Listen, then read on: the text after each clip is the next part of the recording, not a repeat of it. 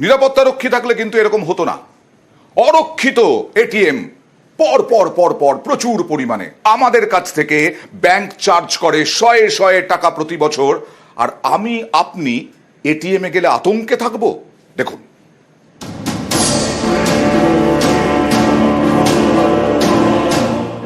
আবারও এটিএম জালিয়াতিতে শোরগোল। এবার সন্তোষপুরের নয়া কায়দা।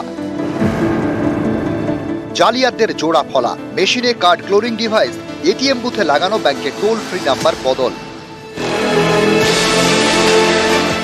মেশিন থেকে কার্ড না বেরোতেই টোল ফ্রি নাম্বারে ফোন, আর তাতেই নাকি টাকা গায়েব। সন্তোষপুরে রাষ্ট্রায়ত্ত ব্যাংকের যে এটিএম এই কাণ্ড ঘটেছে সেটি ছিল প্রহরীবিহীন। এও অভিযোগ, জালিয়াতরা বেশিরভাগ সময় টার্গেট করে এই ধরনের অরক্ষিত এটিএম। রক্ষী না থাকার সুযোগ নিয়ে এটিএমে নানা কারসাজি করে জালিয়াতরা। এবার নয়া কায়দা, তাতেই রীতিমতো আতঙ্কে গ্রাহকরা।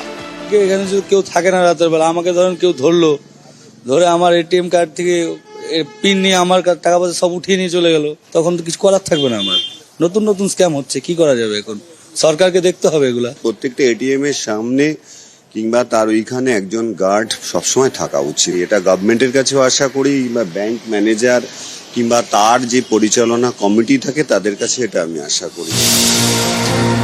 অরক্ষিত এটিএমে কখনো লুট, কখনো জালিয়াতি, নানা সময় নানা অভিযোগ। তারপরেও একের পর এক এটিএম রক্ষীবিহীন, কেবলমাত্র সিসি ক্যামেরা লাগানো থাকে বুথে। কিন্তু তাতে এই ধরনের অপরাধ রোখা যাচ্ছে কই?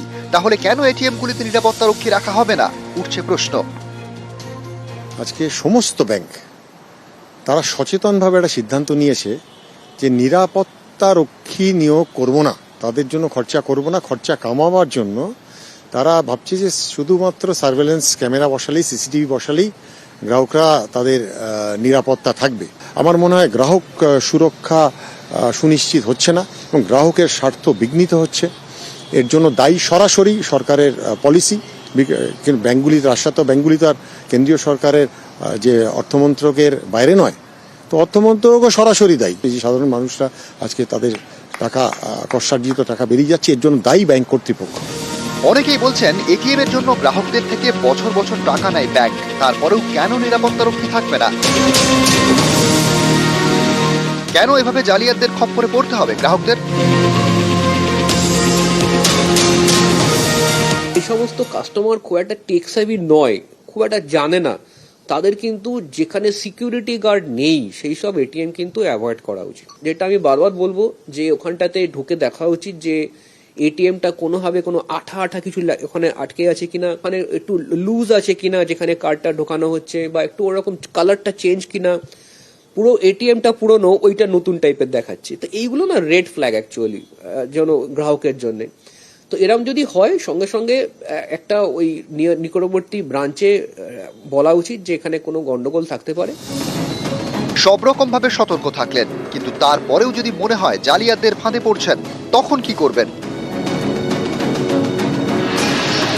কার্ড ঢুকে গিয়ে থাকে, ইমিডিয়েটলি সঙ্গে সঙ্গে ব্রাঞ্চে গিয়ে রিপোর্ট করা, বা ব্রাঞ্চের যে ল্যান্ডলাইন নাম্বার বা রিলেশনশিপ ম্যানেজারের নাম্বার বা ব্যাংক ম্যানেজারের নাম্বার, এগুলো নিয়ে রাখা উচিত। তাকে রিপোর্ট করা যে এরকম একটা কাণ্ড ঘটেছে, আপনি অ্যাকশন নিন।